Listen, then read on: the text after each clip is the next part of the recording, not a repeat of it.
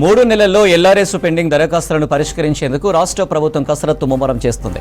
2020లో గత బీఆర్ఎస్ ప్రభుత్వం ఎల్ఆర్ఎస్ దరఖాస్తులు చేసుకుంది. దాదాపు 4 ఏళ్లుగా అవి పెండింగ్లోనే ఉన్నాయి.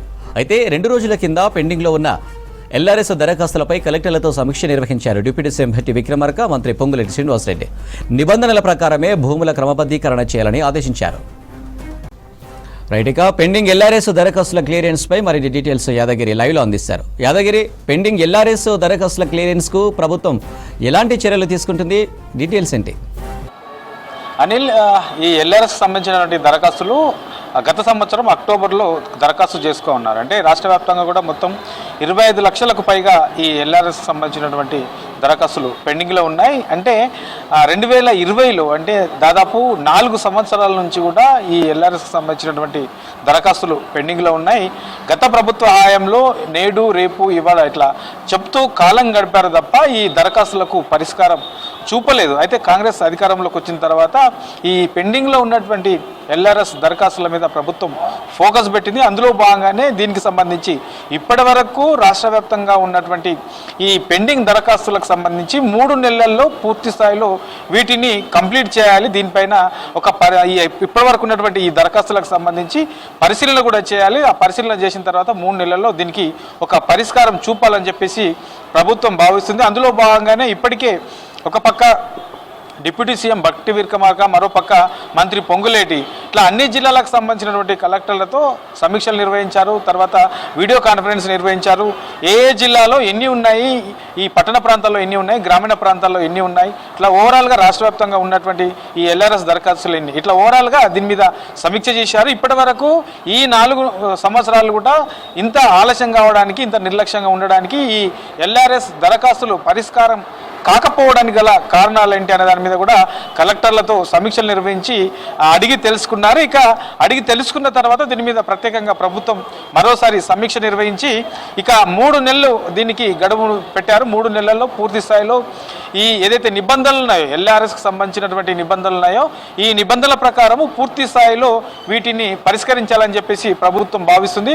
అందులో భాగంగానే ముందుకెళ్తుంది. అయితే పట్టణ ప్రాంతాల్లో ఎన్ని ఉన్నాయి, తర్వాత గ్రామీణ ప్రాంతాల్లో ఎన్ని ఉన్నాయి, ఇట్లా మున్సిపల్ జిహెచ్ఎంసీ పరిధిలో ఎన్ని ఉన్నాయి, ఇట్లా ఓవరాల్గా ఏ డిపార్ట్మెంట్కు ఆ డిపార్ట్మెంట్కు ప్రత్యేకంగా ఒక కమిటీలను వేసి అక్కడ ఉన్నటువంటి దరఖాస్తులను పరిశీలించేందుకు అధికారులతో కమిటీ కూడా ప్రభుత్వం వేసేలా కసరత్తు చేస్తుంది.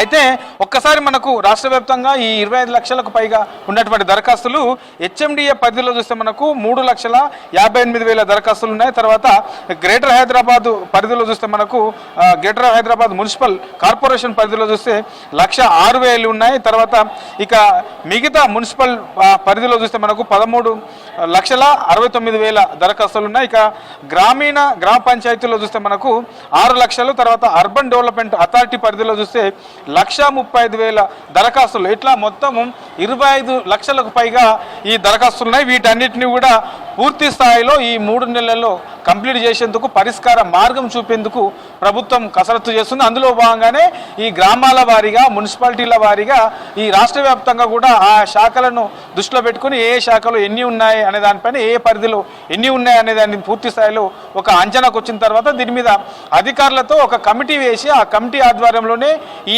ఏదైతే దరఖాస్తులు ఉన్నాయో దరఖాస్తులను పరిశీలిస్తారు. పరిశీలించిన తర్వాత వీటిని పూర్తి స్థాయిలో పరిష్కార మార్గం చూపే విధంగా ప్రభుత్వం ముందుకు పోతుంది. ఇక 3 నెలల టయాన్ని డెడ్లైన్గా పెట్టుకున్నది. అయితే కొన్ని ఏదైతే ఇప్పుడు ఇల్లు కట్టుకొని మిగతా పర్మిషన్ల కోసం ఉన్న వాళ్లకు ఒకలాగా, తర్వాత ఏదైతే ల్యాండ్ ఉంటుందో ల్యాండ్కు సంబంధించిన దానికి ఒకలాగా, ఇట్లా ఈ నిబంధనలు ఏమేమి ఉన్నాయి దానికి సంబంధించినటువంటి నిబంధనల ప్రకారమే ప్రభుత్వ భూములకు ఎక్కడ కూడా ఇబ్బంది రాకుండా, ప్రభుత్వ భూములు ఎక్కడ కూడా అన్యాక్రాంతం కాకుండా వాటన్నిటిని దృష్టిలో పెట్టుకొని ఈ ఏదైతే ఎల్ఆర్ఎస్ సంబంధించిన దరఖాస్తులున్నాయో వీటికి పరిష్కారం చూపుతామని చెప్పేసి ప్రభుత్వం చెప్పింది. అయితే ఈ ఎల్ఆర్ఎస్కి సంబంధించినటువంటి ఈ పరిష్కారం దొరికితే ప్రధానంగా ఈ మధ్యతరగతి కుటుంబాలు ఎవరైతే ఉంటారో, మధ్యతరగతికి సంబంధించినటువంటి ప్రజలు ఎవరైతే ఉంటారో వాళ్లకు ఇది మేలు జరిగే అవకాశం ఉంటుంది. ఎందుకంటే ఈ అనుమతి లేని కారణంగా ఇప్పటి వరకు ఉన్నటువంటి ఆ ల్యాండ్ కానివ్వండి, తర్వాత ఎవరన్నా ఇల్లు కట్టుకుంటే ఆ ఇల్లుకు సంబంధించి కూడా ఇప్పటి వరకు కూడా